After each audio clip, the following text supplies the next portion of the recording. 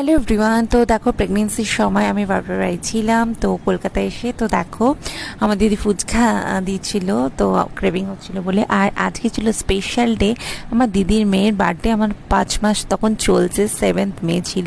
তো আমরা রাত্রিবেলা একটা ছোট্ট করে সারপ্রাইজ দিলাম, ছোট্ট মানুষ তো যাতে একটু খুশি হয়, ও যা যা ভালোবাসে, একটা ছোট কেক, চকলেট, একটা রোজ দিয়ে আমরা 12টার সময় একটু কেক কাটিং করলাম। ও কিছুই জানতো না, শুয়ে শুয়ে ফোন ঘাটছিল, দেখো ফটো তুলছে।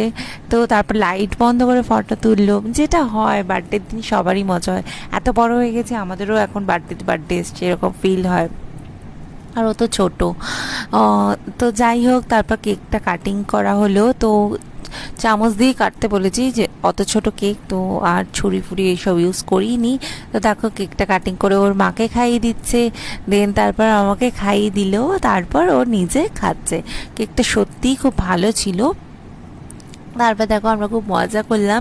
তো তারপর রাত পোহালে পরের দিন তো বার্থডে, তো আমি দেখো বার্থডের জন্য বেলুনগুলো সব বেঁধে দিচ্ছিলাম, ফুলিয়ে দিচ্ছিল ওরা, তো আমি বেঁধে দিচ্ছিলাম। তো ডেকোরেশন করে নিলাম একটু, তো যাতে দেখতে ভালো লাগে ব্যাকগ্রাউন্ডটা। তো তারপর দেখো স্যাশে ট্যাশে পরে বার্থডে গার্ল ফুল রেডি। দেন এখন কেক কাটিং করছে, তো কেকটা কাটিং করে দেন আমাদের সবাইকে ডিস্ট্রিবিউট করছে। ভীষণই ভালো লাগছিল, মজা হচ্ছিল। তো তারপর